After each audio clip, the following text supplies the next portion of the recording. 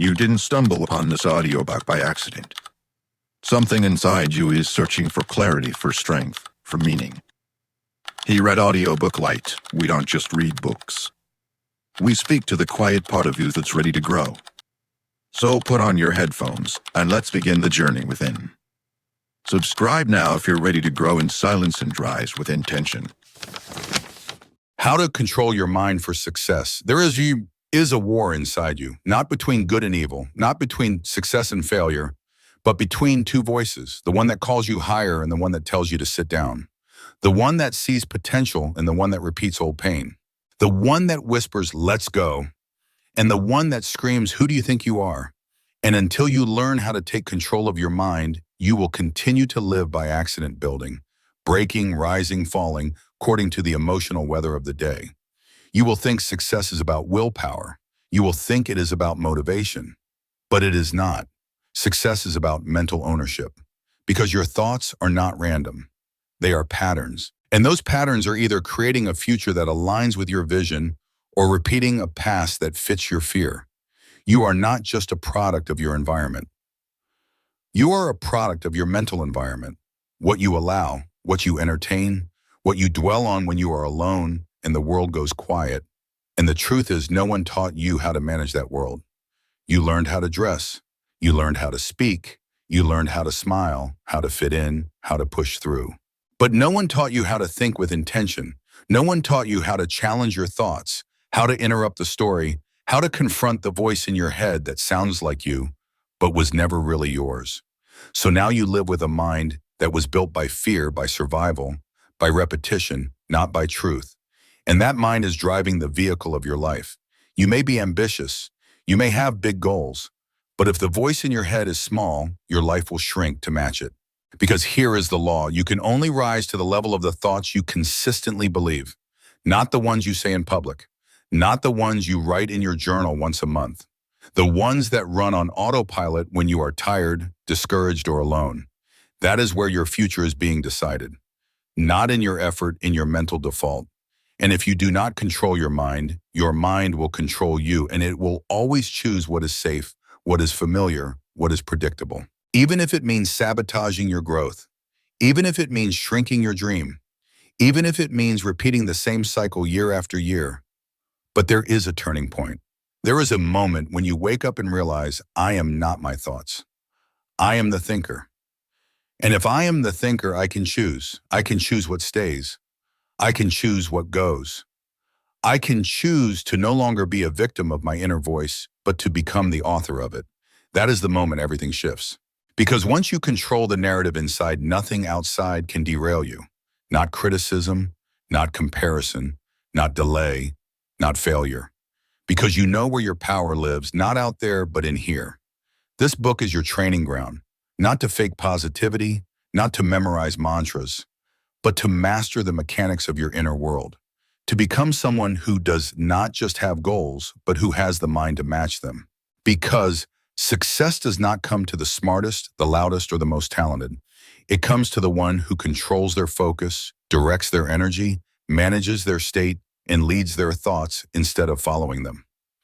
That is who you are becoming now, not by accident, by decision, by discipline, by choosing to rise above your old mind and rebuild a new one that works for you, not against you. Because when you control your mind, you control your life. Chapter 1. Awareness, beginning of mental power. Before you can change anything, you must see it. Before you can rewire a thought, you must recognize the pattern. Before you can master your mind, you must first meet it, not the version you show others, but the real one that lives beneath your reactions, routines, and resistance. This is the first law of mental control. You cannot lead what you do not observe. Most people live on autopilot. They believe they are making decisions, but really they are just repeating impulses from a mind that was never trained to pause. They wake up, reach for their phone scroll without thinking. They feel anxious, and instead of asking why, they distract. They feel fear, and instead of challenging it, they obey. Over time, this becomes identity. You are not just doing the same thing, you are becoming someone who no longer questions the script. And when that happens, life begins to shrink. Possibility fades. Vision dulls. And you live not from freedom, but from programming. This is why awareness is your greatest wealth. It gives you back the one power you need to rewrite everything choice. The ability to step back and say, wait, who told me this thought was true? Who taught me to be afraid of this? Where did this story come from? And why have I allowed it to run my life without ever interrupting it?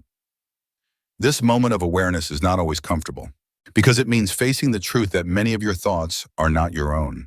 They are echoes of past wounds, echoes of culture, of upbringing, of failure, of voices that told you who you were before you even knew who you could become. But the gift is this: once you see it, you can shift it. You are not trapped in your first thought. You are only trapped if you believe it without question. The mind is fast. It likes efficiency. It will always choose the path of least resistance.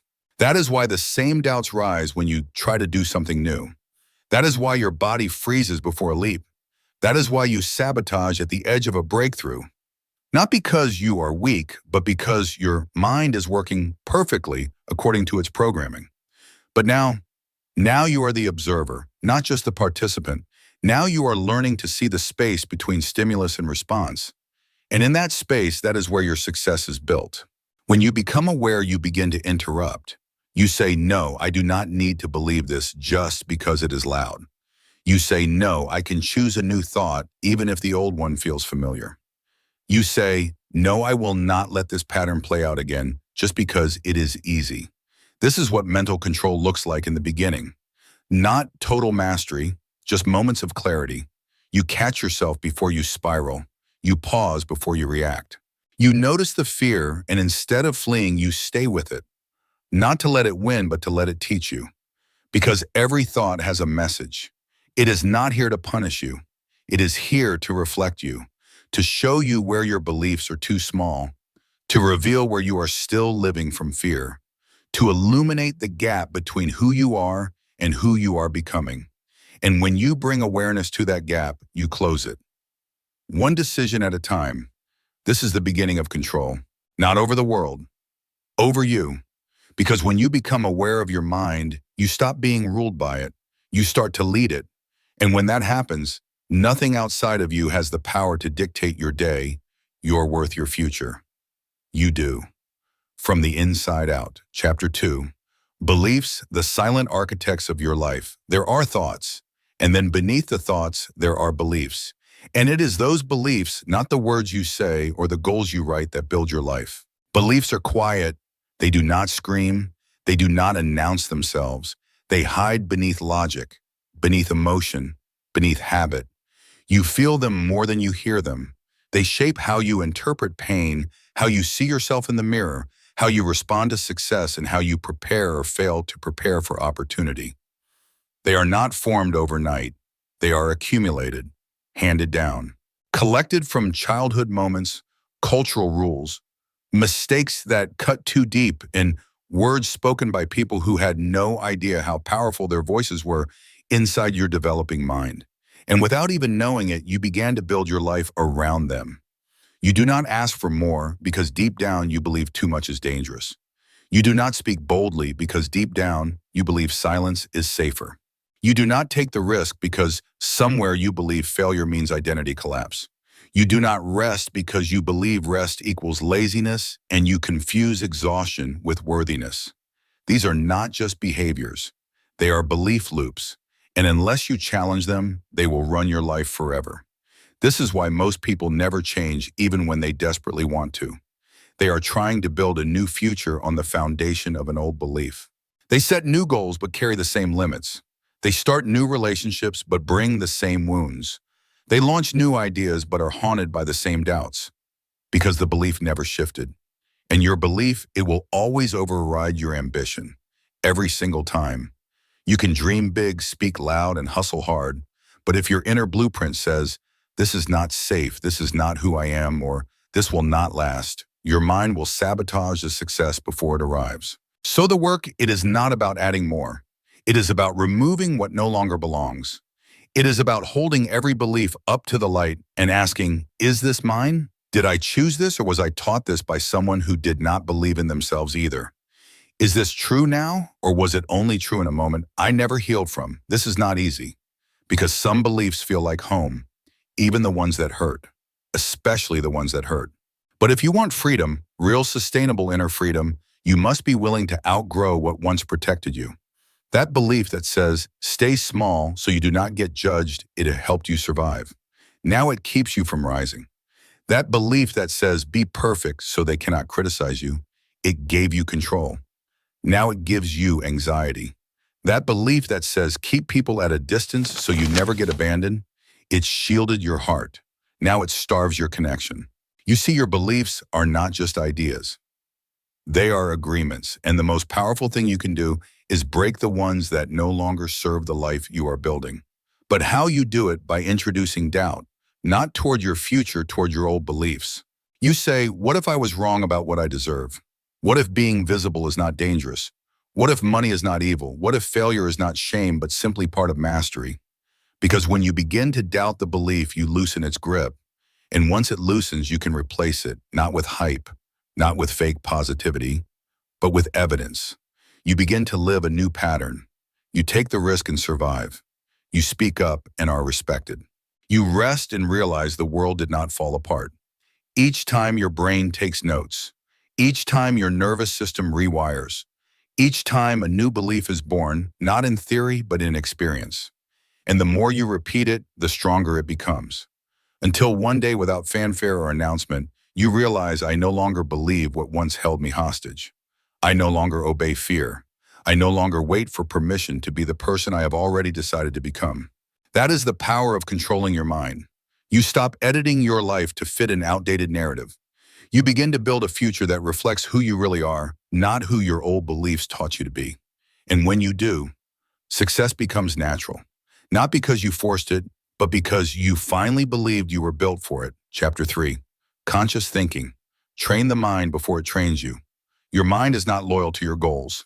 It is loyal to your patterns. And unless you begin to lead it consciously, it will default to the path of least resistance. The familiar, the automatic, the emotional, the easy. This is why most people think the same thoughts every single day. They do not choose their thoughts, they inherit them. From yesterday's habits, from last week's fear, from last decade's pain. And then they wonder why nothing in their outer world changes. But how could it? If your internal world is still operating on yesterday's software, this is why learning to think consciously is the cornerstone of success. Not reactively, not emotionally, but deliberately. You must wake up each day and say, today I will manage my mind before it manages me. You must treat your thoughts like a room you walk into. If it is messy, you do not panic. You clean it. You do not judge the mess. You organize it. You decide what stays and what goes. This is the discipline of conscious thought. And like any discipline, it requires practice. You do not get better at thinking by thinking more. You get better by thinking clearly. You pause, you observe, you catch yourself mid-reaction and say, wait, is this true? You feel the panic and ask, is this my old pattern or real danger? You hear the inner critic and answer, thank you for your opinion, but I am choosing a different story today. This is how you regain power. Not through external control, through internal clarity. Because the truth is your mind is a tool. It is meant to work for you, not against you. But left untrained, it becomes a weapon. One that turns on its owner, slicing through confidence, cutting down opportunity, destroying progress before it begins. Million-dollar ideas die every day in the minds of people who never learn to interrupt their first thought. And the cost is not just financial, it is emotional. It is the cost of dreams delayed, of joy postponed, of potential wasted. But once you learn to slow the thought, you begin to see the illusion. Most of what your mind fears is not real. Most of what it resists is not dangerous. Most of what it rehearses is based on a past that no longer applies to the present. And when you realize that, you become dangerous, not to others, to limitation, to the narratives that used to run your life, to the excuses you once lived inside. Because now you are thinking on purpose. You do not let your mind decide how you feel. You instruct it. You direct it. You speak into it with clarity, with command, with ownership. That does not mean every thought is positive. It means every thought is filtered. It means you choose what gets planted and what gets pulled. It means you stop arguing with old fear and start feeding new focus. You stop reacting and start responding, not to the world, but to the world inside you. This shift is subtle, but it changes everything. You begin to feel a gap between the emotion and the action. You begin to hold yourself steady when chaos rises. You begin to navigate rejection, doubt, uncertainty, not by spiraling, but by remembering who is in charge. And it is not your fear. It is not your past. It is not your old identity. It is you, not the impulsive you, the conscious you, the one who now leads the mind instead of following it. That is mastery. That is power. And from that place, your entire life begins to mirror your intentional inner state. Chapter 4, Mental Discipline, Choosing the Future over the Feeling. If your mind is the steering wheel, then discipline is the grip. Without it, you drift. You get pulled by emotion, fatigue, rejection, fear. You follow the wind of mood and wonder why your results feel like a storm. But when you take control with mental discipline, everything sharpens. You stop living by how you feel. You start living by what you've decided. And that shift is the birth of unshakable focus. Most people misunderstand discipline. They think it is pressure, punishment, perfection. But discipline is devotion to what matters most, even when it is hard, even when no one is clapping, even when your old mind begs for distraction. Discipline says, I show up anyway. I keep going anyway. I choose growth over comfort again and again. Because here's the truth. You will not always feel inspired. You will not always feel ready. You will not always feel clear. But if you only move when your emotions agree, you will live in cycles. You will rise, crash, reset. You will start, stop, repeat. You will dream big and shrink back the moment pressure shows up. But mental discipline breaks the loop. It replaces reactivity with rhythm. It replaces excuses with action. It replaces panic with presence. Discipline does not silence emotion. It overrides it. It says, I hear you fear, but I am moving anyway. I feel you doubt, but I do not obey anymore. I see the past rising, but I am no longer its servant. This is what makes the successful different. Not that they feel less, not that they are stronger, but that they refuse to serve a feeling at the cost of their future. They act from the standard they've set, not from the state they are in. And that action, it becomes identity. You begin to believe in yourself, not because life is perfect, but because you are consistent. You begin to trust yourself, not because you always win, but because you always return. Discipline is not about force. It is about memory. It is remembering who you are, why you started, what you promised yourself, and holding that promise even when it would be easier to let go. Because your success does not belong to the motivated version of you. It belongs to the version of you who stays when it is boring, who writes when they do not feel like it, who trains when no one is watching, who shows up when there is no applause. That version, she is unstoppable, not loud, not flashy, just immovable in her commitment to the vision. And that commitment is what bends reality, because the world begins to move for the one who refuses to move away from her truth. But you must choose it not once, not occasionally, but daily. Every time your mind says, let's quit, you say, we are not available for that anymore. Every time your body says, let's rest forever, you say, we rest for strength, not escape. Every time your emotions say, this is too hard, you say yes, and we are doing it anyway. This is not cruelty. This is care. Because when you lead your mind, you stop abandoning the life you were born to build just because it asked for more than your comfort zone could offer. So make the vow, I do not need to feel like it to follow through. I do not need the mood to match the mission. I do not need ease to stay committed, because I am no longer ruled by my feelings. I am ruled by my focus. And that focus, it creates everything. Chapter 5. Guard your mind like a gate, because everything enters. You are not tired because of how much you do.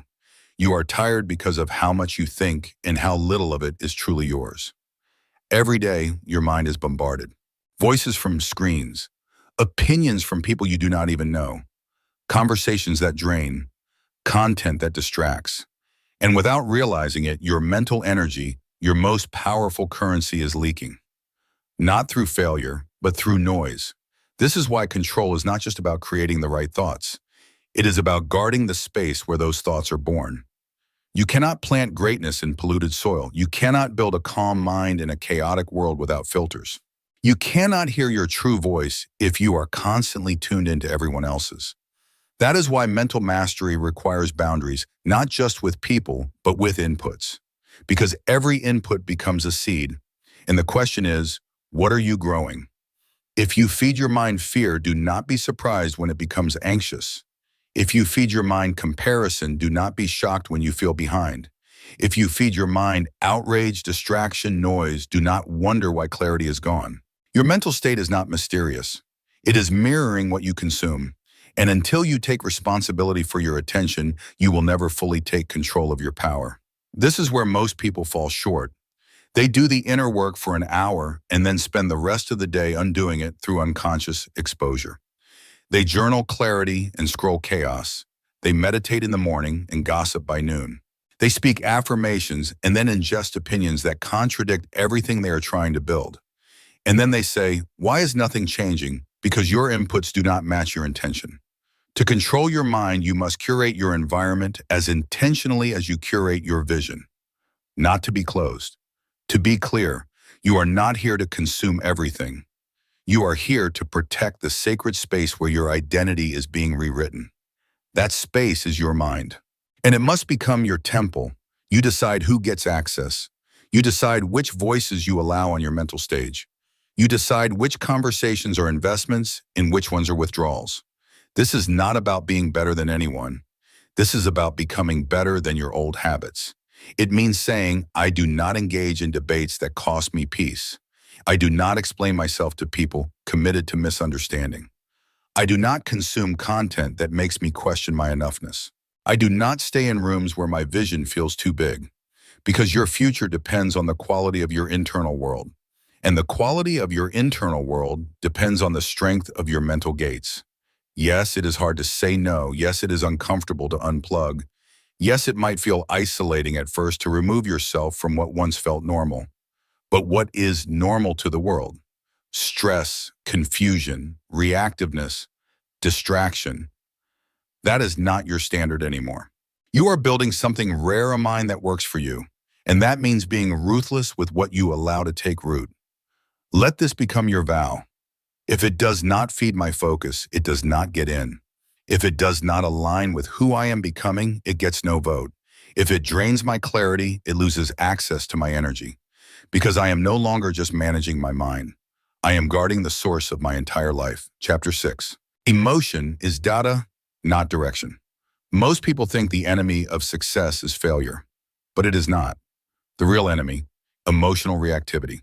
It is the habit of letting how you feel in the moment determine what you do or fail to do, regardless of what you actually value.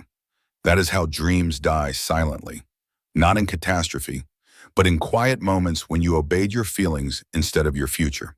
You skipped the call, you delayed the launch, you avoided the challenge. You said no when your heart knew it should be yes or worse.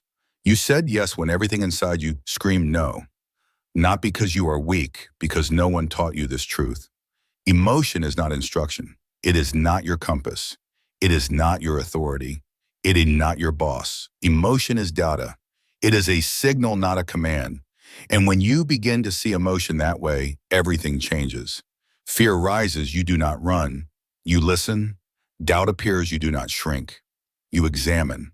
Sadness visits you, do not numb. You breathe, observe, allow. This is the work of a powerful mind, not the suppression of emotion, but the leadership of it. To say, I see you, I feel you, I honor you, but I will not hand you the wheel. Because your emotions are not lies, but they are not always truth either. They are responses to what your nervous system perceives. They are echoes of old pain, old trauma, old stories. They are sometimes distorted, sometimes accurate, always meaningful, but never meant to decide your destiny. And when you give emotions the power to lead you, turn your life into a reaction loop. You chase safety, not purpose. You seek comfort, not growth. You replay the past, not because you want it, but because it feels familiar. But those who control their minds, they do not make decisions from the feeling of the moment. They choose from the anchor of identity. They ask, who am I becoming, and what would that version of me do right now, regardless of how I feel? And then they act. Even if their hands shake, even if the old fear rises, even if the emotion screams louder than logic. Because now they know discomfort is not danger. It is a sign they are exiting the pattern. And exiting the pattern is always uncomfortable at first. But freedom lives on the other side of opinion, the freedom to show up anyway, to speak when you used to stay silent, to risk when you used to retreat, to follow through when you used to fall back. That freedom, it begins when you stop believing every emotion as gospel and start seeing it as a guest in your home, not the architect of it. So what does emotional leadership look like in practice? It looks like breathing before reacting, pausing before replying, letting go before lashing out, reflecting before retreating. It looks like feeling fully without letting the feeling hijack the moment. And with each act of leadership, you build trust, not just with others, with yourself, because you learn I can feel everything and still choose what serves me. That is power. That is maturity. That is mental mastery. Not because you control every emotion, but because every emotion no longer controls you. Chapter 7. Focus is the currency of success. Your life moves in the direction of your dominant focus, not your wishes, not your words, not even your hard work, unless that work is rooted in clarity. This is the secret that high performers, world changers, and those who build extraordinary lives all understand. Focus is not something you have. It is something you train. It is a discipline, a daily decision. Because every day the world is pulling at your attention and your mind is choosing who to give it to. And the kit is not just time, it is power. When you are scattered, nothing deepens. When you are distracted, nothing completes. When your attention is fragmented, your identity becomes fragile. Because your focus is what shapes your thoughts, your emotions, your habits, your entire internal world.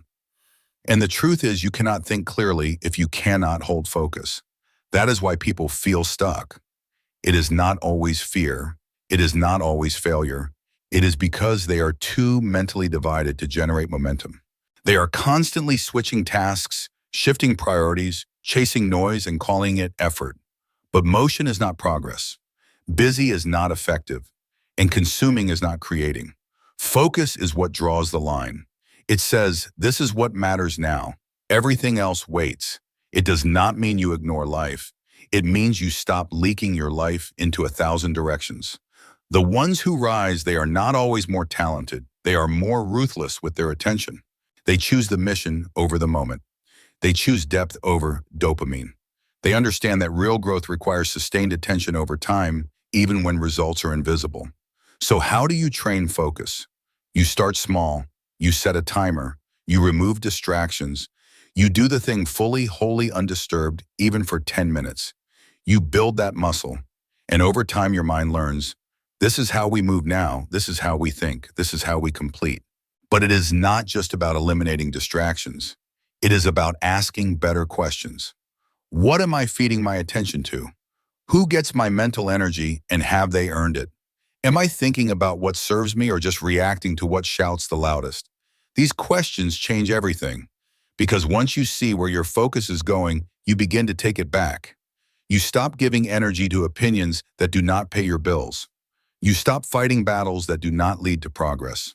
You stop letting every notification steal your presence, and you start choosing with intention. Not once a week, every hour, every choice, because focus is not something you set and forget.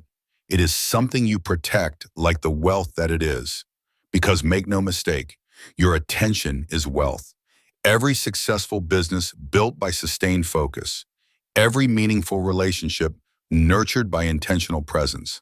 Every healed life transformed by focused thought, focused healing, focused action. And every version of you that you long to become, she is waiting on the other side of your undivided attention. So choose her. Choose now. Choose what builds, not what distracts. Because the moment you reclaim your focus, you begin to control your world. Not all at once, but one thought, 1 hour, one bold decision at a time. Chapter 8. Self-talk, the voice that builds or breaks you. There is a voice inside your head. It is with you when you win. It is with you when you fail. It speaks first when you wake and echoes last before you sleep. And that voice, more than your talent, your background, your goals, will determine the size of the life you allow yourself to live. Because before anyone doubts you, that voice decides whether you do. Before anyone believes in you, that voice decides whether you rise. Most people never question it. They think that is just how I think, but it is not. It is how you were trained to think. It is what you absorbed from parents who were afraid teachers who did not see you environments that only praise perfection. And now the voice sounds like you, but it is still running the script of someone else's fear. Until you rewrite it, it will sabotage every risk you try to take. It will downplay every win you fight to earn. It will whisper, "Who do you think you are? You are not ready. You are not enough. It will not last." This is not just negative thinking. This is internal betrayal. It is the quiet decay of your self-trust, word by word, thought by thought. But here is the truth the successful learn. You do not need to silence the voice. You need to lead it. You need to train it. You need to speak back. Because the strongest mind is not the one that never doubts. It is the one that refuses to agree with doubt. You say, "That is fear talking. I hear it, but I do not obey. That is my old self speaking. I honor her, but she does not run this house anymore." That is not the truth. The truth is, I am capable. I am learning. I am rising. This is not fake positivity. This is mental authority. Because the words you speak to yourself in private will eventually build the life you live in public. And if your inner dialogue is hostile, no outer success will ever feel safe. You will earn and question it. You will love and sabotage it. You will rise and fear the fall, because the voice inside you never learned how to hold success. That is why now in this chapter you take back the microphone. You become the narrator of your life, not the echo of old stories. You build a vocabulary of power. You build a tone of leadership. You speak to yourself like someone who is already who she said she would be. And slowly everything shifts, not because life gets easier, but because your inner voice no longer crumbles under pressure. It coaches you through it. It anchors you. It reminds you of what you chose when the world tries to pull you back into what you never asked for. This is how you become unstoppable, not by ignoring fear, by walking with it while your inner voice says we are doing this anyway. So choose your language. Elevate your tone. Make your inner world a place where boldness is normal, clarity is constant, and failure is never final. Because the way you talk to yourself is not just habit, it is identity reinforcement. And when your identity is clear, consistent, and aligned with your vision, the world has no choice but to rise to match your belief in yourself. Chapter 9. Fear is fuel if you learn to burn it right. Fear is not the enemy. Let that sink in. Fear is not weakness. Fear is not failure. Fear is a signal, a messenger, a powerful force that if left unchecked can control your life, but if harnessed can fuel your greatest evolution. The problem is not that you feel fear. The problem is what you do when it arrives. Most people run. They retreat. They overthink. They delay. They talk themselves out of the very leap that could change everything. Because their mind has been trained to interpret fear as stop. But here is what the successful no fear does not mean. Stop, it means look closer. It means there is something here worth growing into. Fear rises at the edge of expansion. It shows up when you are about to do something bigger than your previous identity has allowed. It whispers not to protect you, but to preserve the version of you that is being left behind. So the question becomes, will I serve my fear or will I serve my future? You cannot do both. To serve your future, you must rewire your relationship with fear. You must stop asking, how do I get rid of it? And start asking, how do I walk with it? You must stop judging yourself for feeling it and start thanking it for pointing to where you still have untapped courage. Because fear, when viewed correctly, becomes a compass, not one that always points to danger, but one that often points to the next level. The conversation you are scared to have, that is where your power grows. The price you are scared to charge, that is where your worth expands. The idea you are scared to launch, that is where your vision matures. Fear is not a stop sign. It is a spotlight. It illuminates the areas where your comfort zone has reached its edge.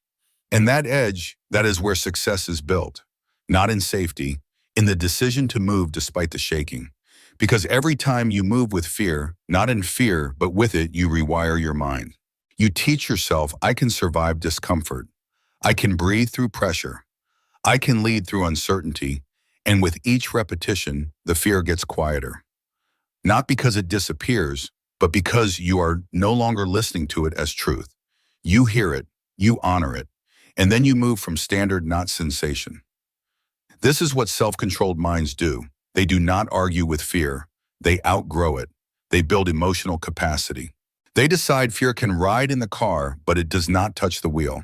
And over time, your tolerance for risk grows.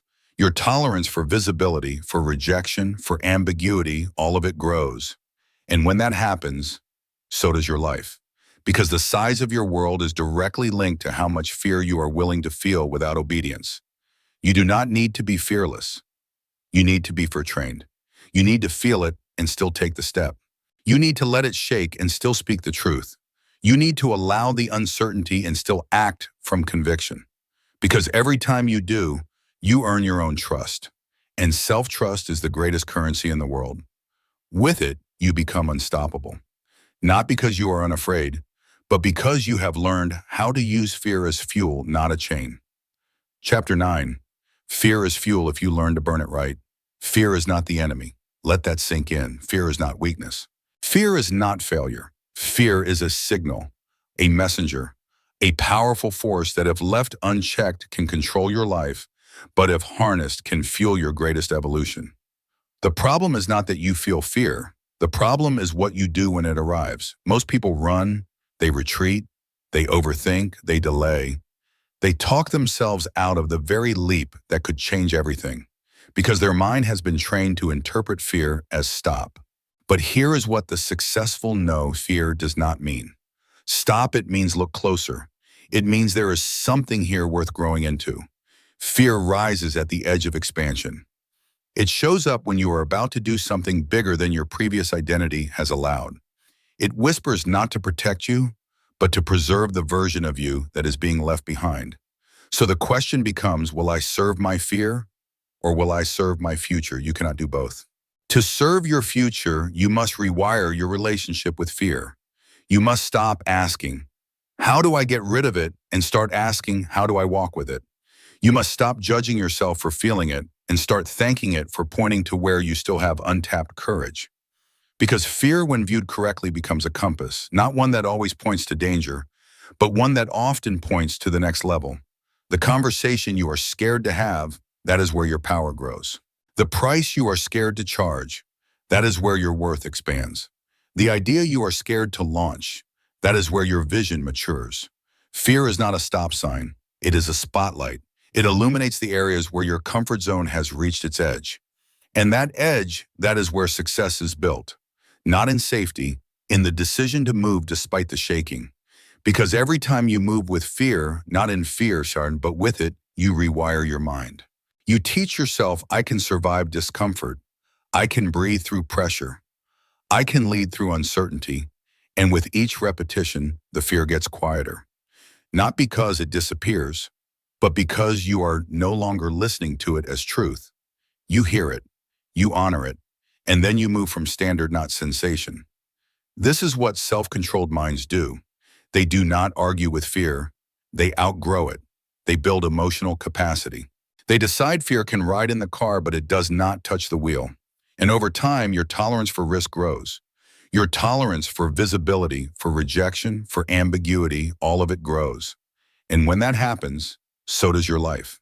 Because the size of your world is directly linked to how much fear you are willing to feel without obedience. You do not need to be fearless. You need to be fear-trained. You need to feel it and still take the step. You need to let it shake and still speak the truth. You need to allow the uncertainty and still act from conviction. Because every time you do, you earn your own trust. And self-trust is the greatest currency in the world. With it, you become unstoppable. Not because you are unafraid, but because you have learned how to use fear as fuel, not a chain. Chapter 11, Habits. You shape the mind more than motivation. Motivation is overrated. It is inconsistent, emotional, fleeting. It rises with the sunrise and dies with the first inconvenience of the day. You cannot build an empire on a feeling, but you can build everything on a habit. Because a habit is not emotional, it is not dramatic. It is a system. And systems are stronger than moods. They move you when your mind does not want to move. They train your thoughts while your emotions still catch up. They remind your body, this is who we are now. This is what we do. The problem is not that people lack dreams. It is that they refuse to build the habits that make those dreams inevitable. They want to think strong without training their thoughts daily. They want to believe deeply but forget to repeat the action that strengthens belief. They want focus without the discipline of boundaries. They want confidence without the repetition that creates it. But the mind believes what you do most, not what you say you will do, not what you write down once, what you repeat. And what you repeat becomes familiar. And what is familiar becomes identity. That is why the most powerful shift you can make is this: I am no longer here to rely on willpower. I am here to design a rhythm I do not need to escape from. That rhythm becomes your edge. It does not have to be massive, but it has to be real. It has to be something that happens when no one watches, when the mood is off, when the world is loud, when the fear creeps in. Fear. Because that is when the old you used to disappear. But now you have anchors. Now you have non-negotiables. Now you have habits that say, even when I do not feel strong, I show up like someone who is becoming unstoppable. These are not just routines. They are acts of self-leadership. They are reminders to your nervous system. We are safe in structure. They are reminders to your subconscious. We are building something bigger than the excuse trying to stop us. You want a controlled mind. You need controlled rhythms. You need to think of your habits not as boxes to check, but as proof to your brain that you are no longer who you used to be. Every rep, every journal entry, every walk without the phone, every email sent without delay, it all matters. Not because of what happens that day, but because of what it does to your belief about yourself. It is not about perfection. It is about presence, consistency, clarity, and motion. And when you align your habits with your identity, your future becomes automatic. Not effortless, but inevitable. You wake up and no longer ask, what should I do today? You already know, because you have become someone who moves on principle, not on preference. That is the difference. And it is not built overnight, but it is built daily, one thought at a time, one act of follow-through at a time. Until your life begins to rise, not because you changed everything once, but because you committed to the one thing over and over again. That is how the mind is truly controlled, through rhythm, through repetition, through relentless alignment. Chapter 12, Identity is the final frontier of control. There is a moment when changing your thoughts is not enough, a moment when habits are no longer hard, but they also are not transformative yet. A moment when you feel something rising in you that is deeper than motivation, stronger than willpower. That moment is not about effort, it is about identity, because in the end, your mind will always submit to the identity you believe you are, not the one you hope to be, not the one you post about, the one you live as, especially when no one is watching. Your identity is not a label, it is a pattern of being. It is built by repetition, reflection, and relentless choice. It is the unspoken agreement you have made with yourself about who you are, what you allow, what you expect, what you normalize. And until you raise that agreement, you will stay stuck, not because you are lazy, but because you are still loyal to an old definition of you. You will keep circling change like a visitor when you were always meant to become the architect, because the mind obeys what identity commands. If your identity says I am disciplined, your mind will choose structure over chaos. If your identity says I am powerful, your mind will default to courage over comfort. If your identity says I am the kind of person who shows up regardless of the odds, your mind will bend reality to match that truth. But if your identity says I am trying, I am fixing, I am recovering, then your mind will continue to protect your limitations in the name of honesty. And so the shift becomes urgent. You stop trying to change your life. You start becoming someone whose life is already different. You no longer say, I want to think like a successful person. You say, I am someone who has mastered their mind, and every action I take proves that now. This is not pretending. This is not faking it. This is deciding. Deciding that the old you is no longer the authority. That you no longer take instructions from the version of you who ettled, feared, doubted, delayed. That you now rise under a new rule: I lead myself like I have already arrived. And from that rule, you think differently. You move differently. You speak with clarity. You act with precision because the inner conflict is gone. You are not dragging two identities anymore. You are not building new behavior while clinging to an old name. You are not making brave choices while telling yourself you are still broken. You are aligned, and in alignment, energy multiplies. Clarity returns, success accelerates, because nothing is wasting energy in contradiction. You are not divided inside. You are one, whole, clear, unapologetic, and your life now becomes a reflection of that unity. You no longer ask, how do I become? You live from the truth I already am, and I am choosing to act like it on purpose with no exit plan. That is the highest form of control, not domination, but embodiment. You no longer control your mind to feel safe. You control it because you know who you are now and you refuse to go back. Clarify your standard and live there. No matter what, you have come far. You have peeled back layers. You have watched the old you unravel. You have rewritten thoughts, built new rhythms, held fear in your hands, and moved anyway. But now comes the real threshold. Now comes the moment where transformation becomes non-negotiable. Because change is not complete until it becomes standard. Until your nervous system knows this is how we live now. Not sometimes, not when we feel strong, always. This is the reset, not of goals, but of identity-backed standards. Because everything in your life, your money, your peace, your health, your relationships, your energy, it all flows downward from your lowest standard, not what you aim for. What you allow, and if you do not reset what you allow, if you do not clarify the new minimum, you will slowly slip back, not out of weakness, but out of familiarity. Because your mind is always returning to the known, unless you give it a new home to return to. That home must be built on clarity. This is what I now expect of myself, no matter how I feel. This is how I now think, no matter what my old story says. This is how I now move, no matter who doubts me. You must define what is now beneath you. What behaviors, what habits, what excuses, what old dialogues in your head that once ran unchallenged, what spaces no longer feel aligned, what voices no longer belong in your atmosphere. Write them down, name them, draw the line. Because until you draw the line, you will keep dancing on it. You will keep justifying what your future self would never accept. And every time you do, your mind loses trust in you. But every time you uphold the new standard, even when it costs you comfort, you earn back your own respect. You show yourself, I am no longer available for anything that dishonors the person I have decided to become. That is what shifts your frequency. That is what stabilizes your energy. That is what makes your growth irreversible. Because from now on, you do not change with the season. You live with standard, not suggestion. So ask yourself now, fully and honestly, what do I no longer tolerate mentally, emotionally, spiritually? What becomes my new normal? Not when it is convenient, but when it is hard. Who am I now when no one is watching? And this is the reset. You are not becoming anymore. You have become. Now you must protect it with your choices, with your focus, with your inner dialogue, with your boundaries, with your stillness. Because the mind you now hold, it is the foundation for every result that follows. And your only job from here, live in full alignment with it. No exceptions, no shrinkage, no explanations. Only clarity lived. The final decision from reaction to creation.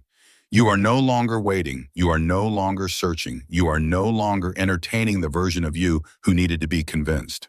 Because now you know your life is not a reflection of your potential. It is a reflection of your mental leadership. And that leadership, it is no longer optional. It is who you are. You do not rise by chance. You rise because you lead yourself thought by thought, moment by moment, decision by decision, long after the mood fades, long after the noise ends. You do not follow feelings anymore. You follow intention. You do not obey fear anymore. You build with focus. You do not seek external proof. You become the proof. Every time you wake up and choose alignment over anxiety, structure over story, purpose over panic, you are becoming undeniable. You are not fragile. You are not behind. You are not confused. You are no longer available for mental chaos masquerading as processing. You are no longer willing to relive an identity that delayed you. You are no longer asking, when will I feel ready? You are now declaring readiness is a choice and I choose now. That is the power you hold. The power to shape thought, to command attention, to discipline emotion, to reroute the reaction, to become someone who does not just think clearly, but who creates from clarity. Because that is what you are now, a creator, not a responder, not a reactor, a builder of reality, a shaper of identity, a holder of high standard, a protector of peace, a leader not of others, but of the one person who matters most. You. This is not motivation. This is responsibility. This is not hype. This is identity. This is not about feeling better. It is about becoming unstoppable. And now that you have the tools, the language, the map, you do not need permission. You only need to make the final decision. From this day forward, I lead my life from within. From this day forward, I master my mind not as an idea, but as a way of being. From this day forward, I do not think like someone hoping. I think like someone who already knows. Because now you do know. You are the thinker, the director, the author. And you, no one else, have always held the pen. Now write your life like someone who never forgot who they truly are. If you've made it to this point, you've probably realized what I have. You're not missing anything. You're not broken. You're not late. You already have enough to begin. The difference now is, will you honor what you carry? Will you stop waiting on start becoming